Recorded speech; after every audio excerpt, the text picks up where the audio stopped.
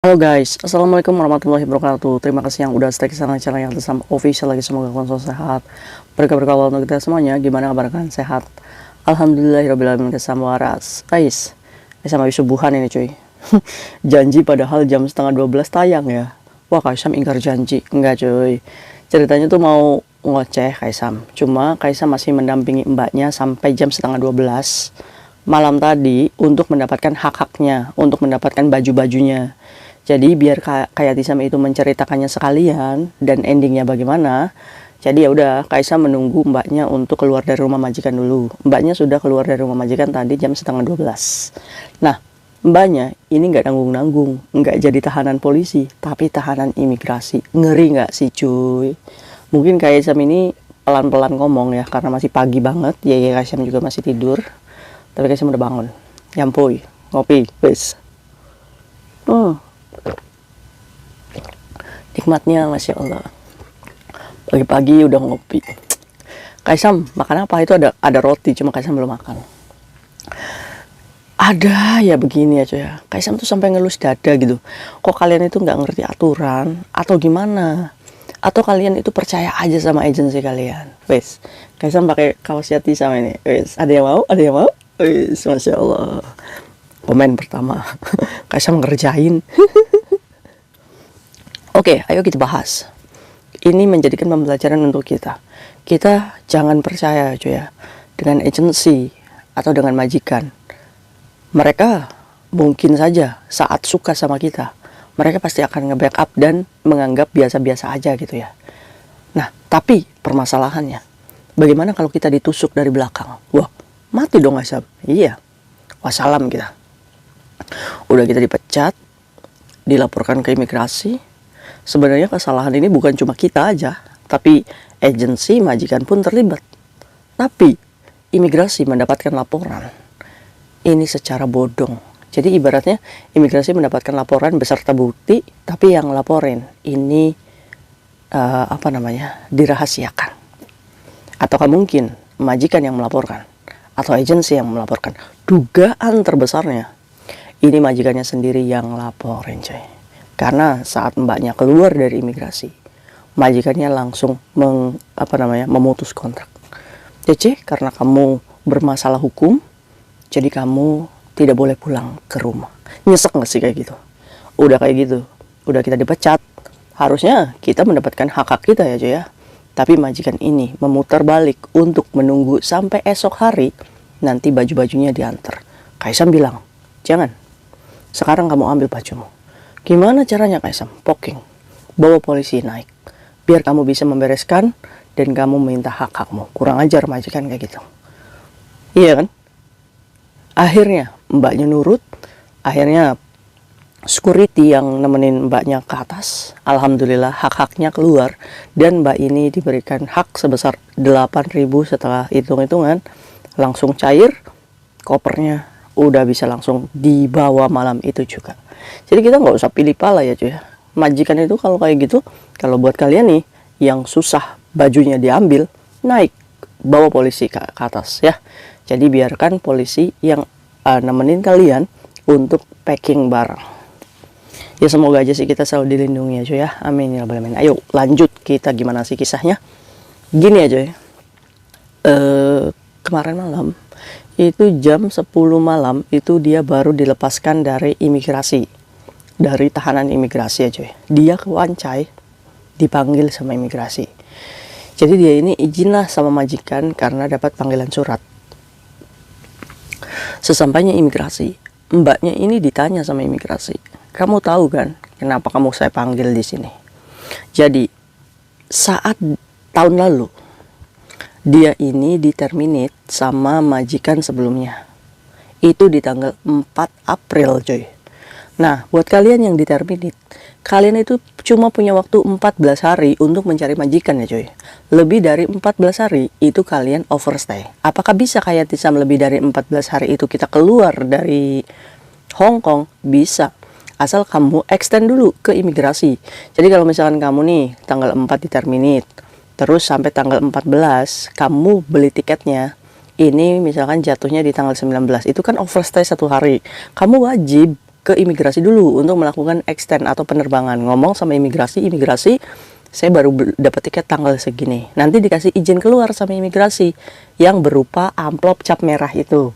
Nah, itu amplop cap merah itu bukan blacklist ya, tapi izin keluar dari imigrasi ya cuy, karena kita overstay atau melebihi batas tinggal. Nah, si mbaknya ini boro-boro laporan ke imigrasi. Kayak Tisam tanya, ini kamu disuruh agency atau gimana? Iya, agency, kayak Tisam yang nyuruh. Ini mbaknya kadang-kadang lugu ya cuy ya. Lugu atau pura-pura lugus ya. Oke, kita runtut ya cuy ya. Yang jadi pertanyaan, kenapa 1 tahun bekerja di rumah majikan ini, kenapa baru dilaporkan ke imigrasi kalau dia melakukan part-time di rumah majikan yang ini? Jadi dia ini kasusnya dilaporkan part-time cuy, sama ya kita nggak pernah tahu siapa ya, karena imigrasi tidak membuka siapa yang melaporkan, tapi dugaan terbesarnya adalah majikan yang sekarang, yang diikuti part-time itu cuy.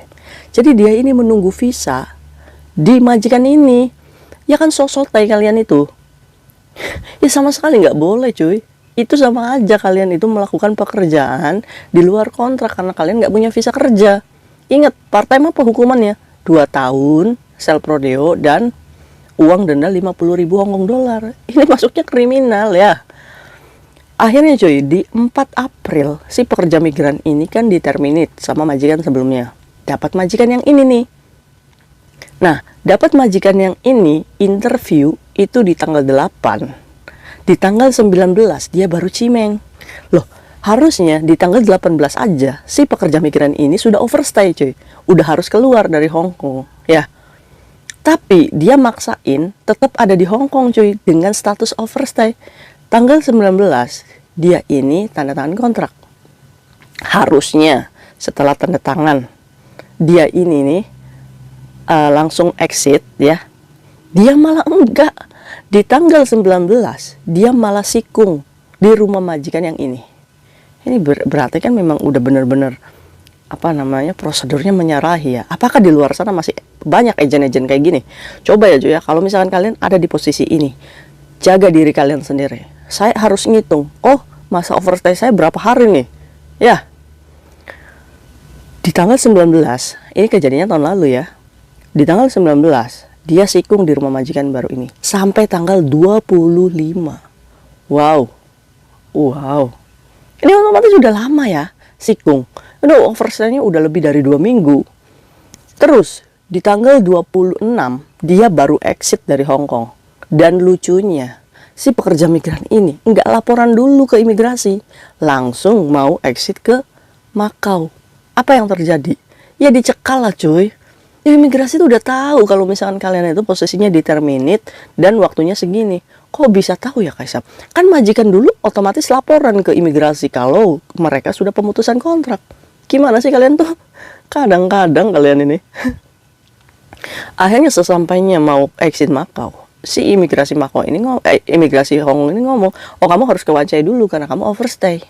Waduh, sesampainya di Wancai melakukan pelaporan, dihitung, sudah dapat amplop cap merah, bisa exit tuh ke Macau. Lagi-lagi rezeki pekerja migran ini ada.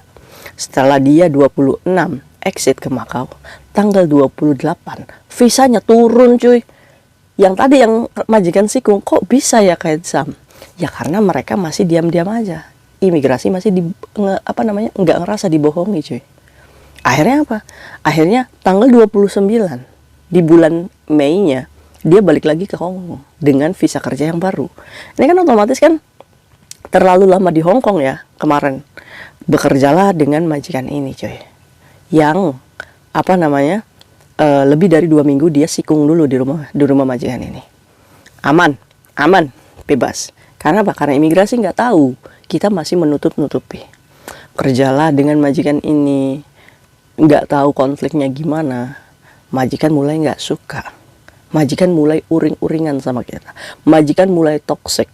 Kalau kayak Tisam baca chatnya majikan ini kalau misalkan di depan kita bisa senyum cuy, bisa berbaik hati. Tapi yang dilakukannya luar biasa.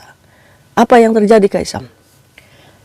Dia melaporkan si Cece ini bahwa part-time dengan identitas yang lain. Jadi bukan majikannya yang laporin, tapi diduganya majikan yang laporin ke imigrasi aja ya.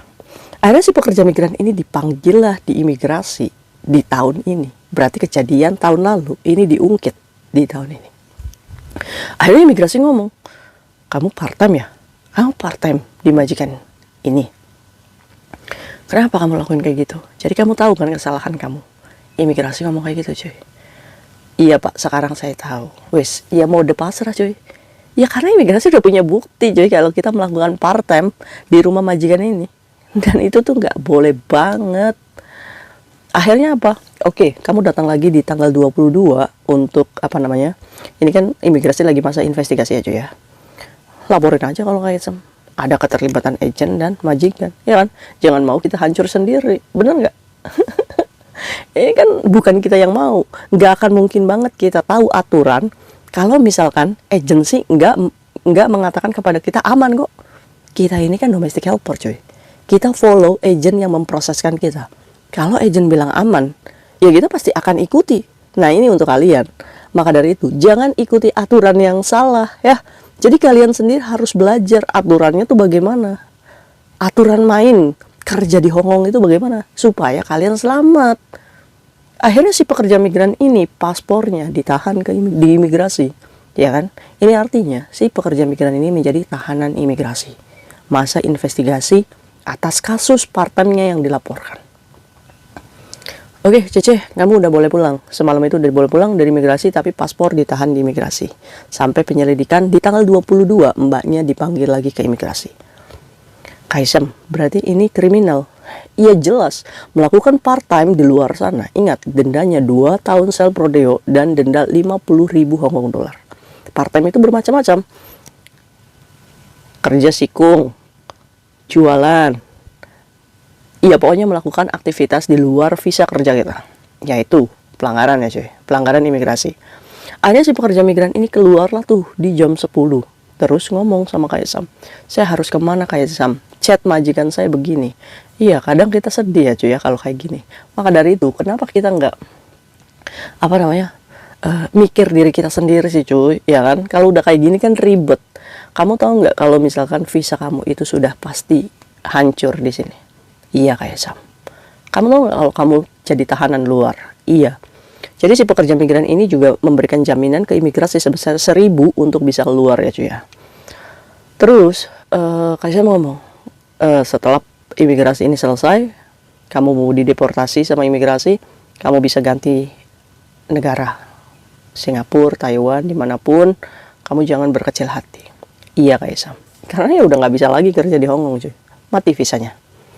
Akhirnya cuy, setelah dia keluar dari imigrasi, dia chat majikannya. Kalau dia udah selesai dari imigrasi, majikannya ngomong apa? Cece maaf ya, kamu itu kan sekarang jadi pelaku kriminal katanya. Saya tidak menerima kamu di rumah lagi. Jadi kontrak kita terputus sampai di sini. Bangsit nggak sih majikannya? Marah-marah gimana ya? Ya sudah, ini adalah resiko kamu. Kaisam nanya, kamu punya masalah sama majikan ini? Ya Kaisam, kita sering berkonflik akhir-akhir ini. 1 tahun bekerja dengan majikan ini, yang kita yakini dia baik, yang kita yakini dia tidak akan membocorkan ke imigrasi bahwa kita pernah sikung di rumahnya. Nggak ada jaminan cuy. Tetap kita dilaporkan. Kan bangsit ya. Majikan tidak menginginkan kita untuk mendapatkan majikan baru di sini. Dia mengakhiri rezeki kita di sini. Kesalahan siapa? Jangan salahkan siapa-siapa. Salahkan diri kita sendiri. Kenapa kita mau melakukan itu ya cuy? Introspeksi diri. Ya ini nasi sudah menjadi bubur. Nggak mungkin bisa jadi nasi lagi. Yang harus kita lakukan adalah apa? Ceritanya. Ini bisa menjadi pembelajaran untuk kita. Supaya apa? Jangan dicontoh. Ya. Kita jangan pernah percaya sama orang, padahal kita ditusuk dari belakang. Akhirnya apa majikannya? Maaf ya Cece, saya lapar, jadi saya mau cari makan di luar. Itu di jam, di jam malam itu setelah keluar dari imigrasi itu. Terus Kaisam ngomong, udah kamu tunggu aja di rumah majikannya, dia kan lagi makan malam. Tunggu aja sampai selesai. Terus majikannya dia, kamu jangan kayak gitu Cece, saya takut katanya. Nanti besok ada teman saya yang nganterin barang-barang kamu terus sekalian kamu kasih rekening, saya selesaikan hak-hak kamu. Majikannya tuh sebenarnya tahu apa yang harus dia bayar, seperti sisa gaji, cuti tahunan. Majikannya ini sebenarnya paham aturan cuy, tapi kenapa ngegelok gitu? Ini yang bikin Kaisang marah. Ini majikan-majikan toksik kayak gini harus diwaspadai. Kita jangan mau dibego-begoin cuy. Akhirnya Kaisang ngomong, udah nggak usah banyak pilih pala, kamu mau pakai baju apa, kamu juga nggak punya duit, tunggu di rumahnya sana. Kita kasih waktu sampai jam 11 malam. Kalau majikan nggak mau lagi, kamu poking. Hubungi 999. Akhirnya dia ngomong sama security bawah apartemennya, menjelaskan seperti itu. Oh ya, majikan kamu nggak kasih kamu naik katanya, tapi saya harus bawa baju-bajunya. Oh ya udah, kalau kayak gitu kamu nggak usah poking dulu, nanti saya hubungi majikan kamu baik-baik, nanti saya antar kamu. Ini securitynya termasuknya baik ya cuy. Setelah itu cuy, majikannya datang habis makan malam, terus sama securitynya ditabayunkan, ini si Cece mau panggil polisi. Biar nggak dipanggil polisi, saya aja yang menemani dia naik ke rumah kamu untuk memberesi bajunya. Akhirnya apa? Deal cuy. Jadi belum panggil polisi, security-nya mau mendampingi mbaknya untuk naik ke rumah majikan. Saya naik ke rumah majikan, diberesin tuh barang-barangnya. Sudah beres, nah security-nya di pintu aja cuy. Baik ya security-nya, Masya Allah. Terus majikannya oret-oret hak-hak mbaknya. Dan keluarlah angka 8.000 Hongkong dolar. Jadi gajinya mbaknya ini gede ternyata, 6.000. Terus cuti tahunan dan lain-lainnya, karena baru kerja 1 tahun, dia baru dapat 3 hari cuti tahunan ya cuy, dan terbayar 8.000. Jadi alhasil apa? Kalau kita berani menuntut hak kita cuy, kita nggak akan kelaparan, kita nggak akan kekurangan uang. Kita hanya meminta hak kita. Kamu pemutusan kontrak, oke, saya terima, karena itu adalah aturan, hak kamu untuk memutuskan kontrak, tapi bayar juga hak kamu. Akhirnya semalam itu yang tadinya pilih pala, berbelit-belit mau besok, terselesaikan administrasinya. Itu karena apa? Karena kita berani gitu. Ya, jadi buat kalian yang menuntut hak-hak, jangan sampai menuntut ke labor yang buang waktu. Langsung aja datengin aja majikan. Kita minta tolong sama polisi, ya. Alhamdulillah ya, semalam itu sudah keluar bawa bajunya, sudah bawa hak-haknya juga. Tinggal bagaimana nih kita mencari tempat supaya jangan boros uang untuk ngekos. Geret agensinya. Kamu harus tinggal di boarding. Karena apa? Karena agensinya pun terlibat dalam kasus ini. Kita nggak pernah tahu kasus ini sampai kapan ya cuy. Karena masa investigasi imigrasi. Kita nggak bisa masa imigrasi untuk secepatnya kasih kasus kita selesai. Enggak. Imigrasi itu masih menginvestigasi kasus kalian. Tanggal 22 itu belum tentu kita juga dapat hukuman dan langsung dideportasi.